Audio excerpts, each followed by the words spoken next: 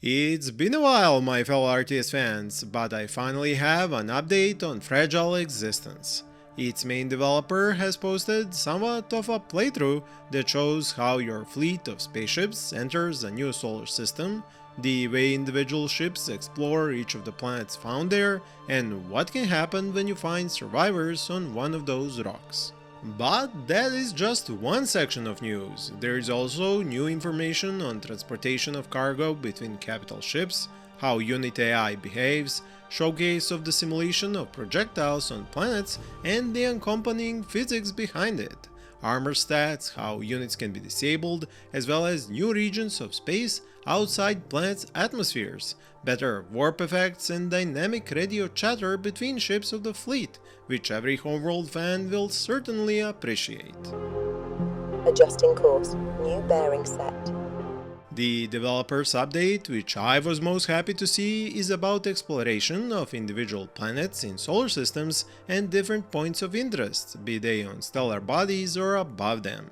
Oh, and I almost forgot, the tactical map display, which reminds a bit of the one in Homeworld, has also been improved to show more relevant info about the solar system your fleet is currently in.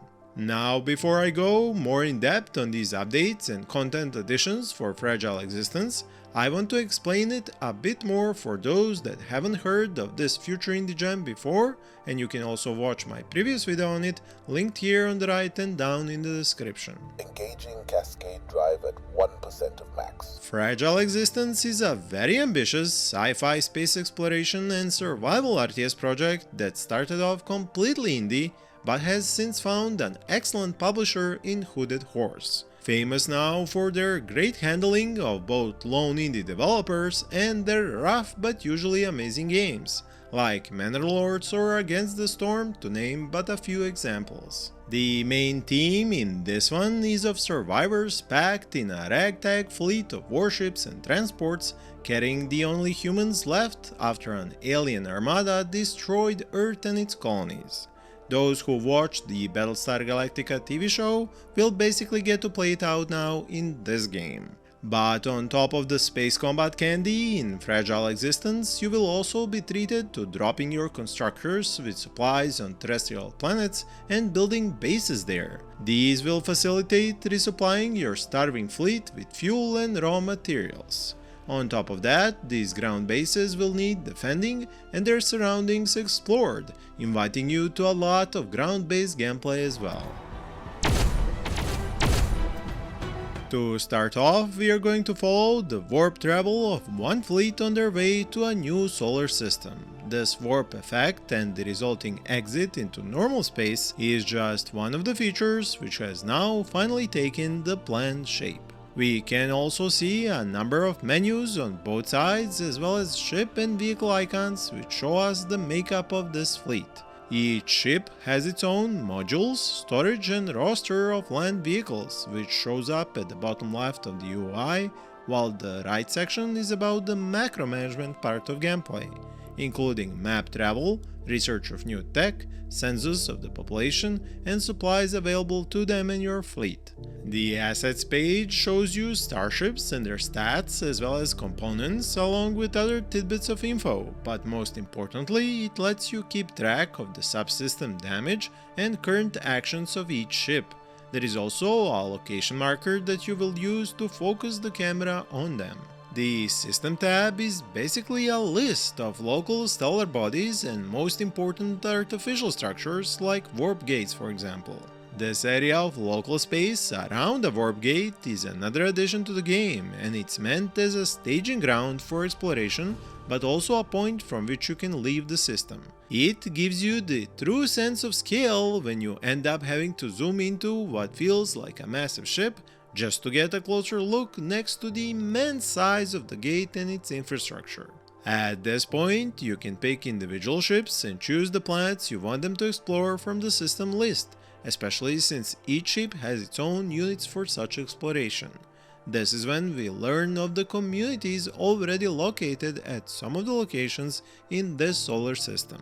The most interesting detail for me was the claim button, meaning you have a way to interact with these even from orbit.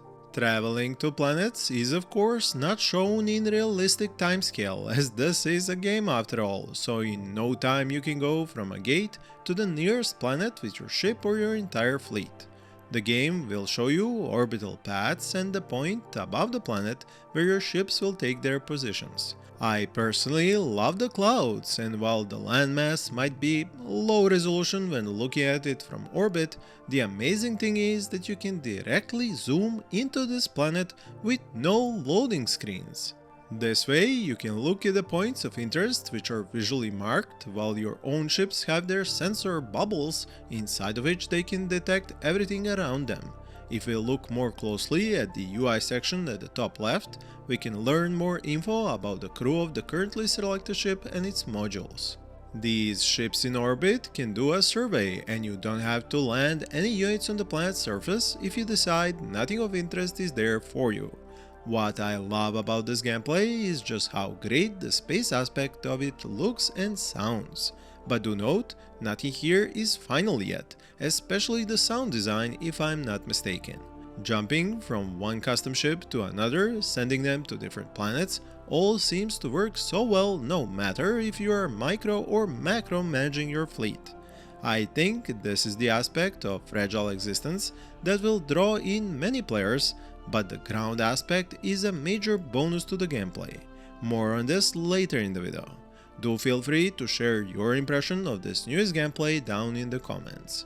When the time comes to finally hit the dirt of an alien planet, you have to choose individual ships from which you'll be sending ground forces down in dropships. But besides vehicles, you can also drop down a stockpile of supplies. Watching them all land from a totally new perspective by just using your scroll wheel feels like an amazing gameplay aspect to me.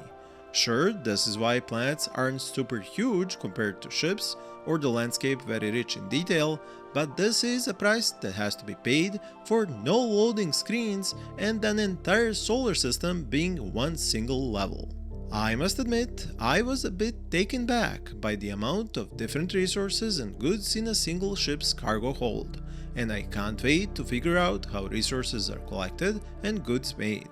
The blueprint system is another part of the gameplay that I have yet to get into with more detail, but so far we can see that you can upload such blueprints from one ship's inventory to the entire fleet. As you can notice in this gameplay, the player can transfer cargo between ships by simply dragging items from one ship's UI to another, and a dropship will automatically fly between the two ships to transfer selected cargo. The fact that the dropship just melts into another capital ship is less impressive. I hope the devs will improve this part.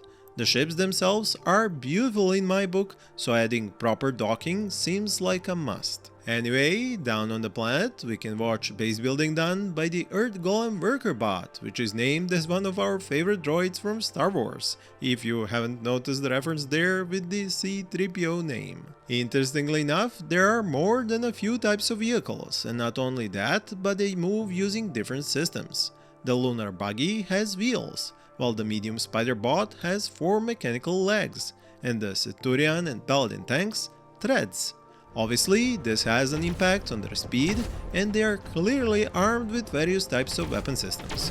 We can enjoy some fireworks now that the enemy vehicles have rolled in, and check out the combat system of such ground vehicles, along with a look at their subsystems using the menu on the right. What I was happy to see here is that the combat isn't very fast, so it is forgiving to players who are not directly managing the planet where their units were attacked and so have time to react.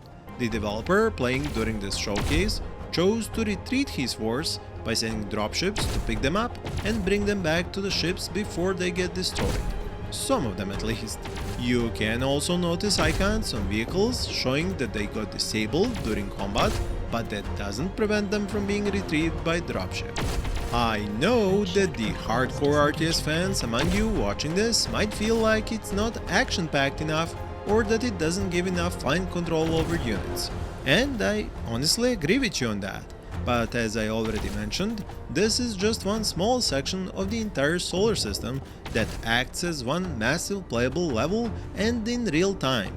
So if you focus down to this level, the gameplay has to be slow enough or else players would get absolutely overwhelmed trying to command ships and vehicles across multiple planets. Now let's take a look at some other elements of gameplay that might not be as big as planetary exploration and combat, but still make the game feel so much better when done right, like the radio chatter I mentioned in the intro of this video.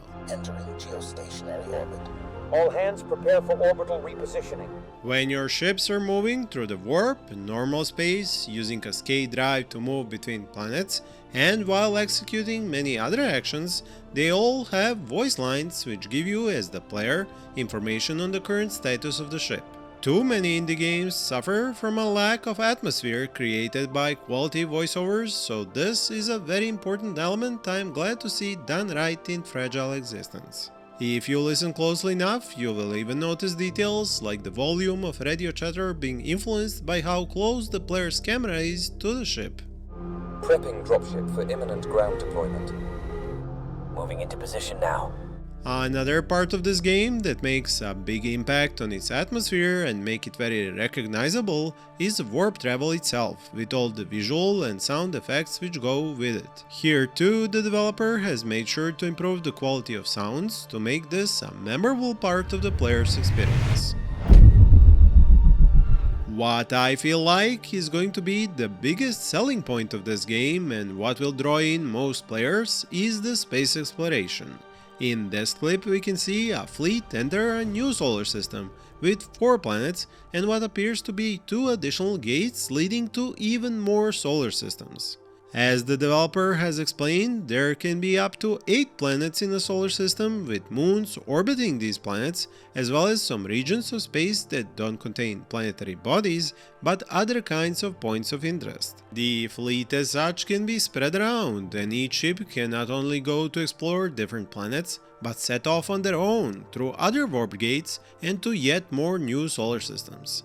I don't know about you, but the scale of the game and this kind of gameplay almost gives me goosebumps just watching it. Lastly, one of the freshest clips is about dropships and capital ships, because once the developer realized the speeds of these 2 types of ships was making the gameplay feel a bit off, he tweaked both so that dropships returning from a planet's surface could more easily return to their motherships and make the whole process look more professional. I am sure you all appreciate this huge update made up of several small runs that the developer has shared now, considering how long we went on without new info and footage of the game. I will do my best to keep following the game and bring you new updates in the future. Until then, check the cards on the screen for more similar games. Thank you for watching and happy gaming!